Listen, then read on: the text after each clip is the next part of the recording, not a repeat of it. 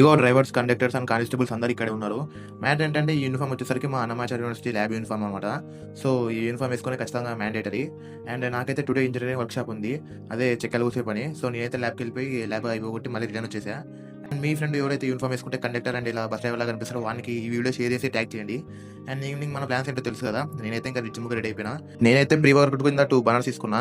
And bananas ఎందుకంటారు? Bananas వచ్చేసరికి carbs అనమాట. సో, అవైతే మనకైతే ఎనర్జీని ఇస్తాయి. సో, నేను జిమ్‌లో వర్కౌట్ చేయడానికి ఆ ఎనర్జీ నాకు యూజ్ అవుద్ది. సో, నేనైతే బనానాస్ తీసుకున్నా. అండ్ టుడే మనం ట్రైన్ చేసేది వచ్చేసరికి బ్యాక్ అండ్ ట్రైసెప్. సో, నేనైతే వర్కౌట్ కంప్లీట్ చేశా. ఆ వీడియోస్ అయితే లేవు. బట్ వర్కౌట్స్ అయిపోయిన తర్వాత పోజింగ్ అయితే ప్రాక్టీస్ చేశా. అండ్ ఈ పోజింగ్ అయితే బిల్డప్ కాదు.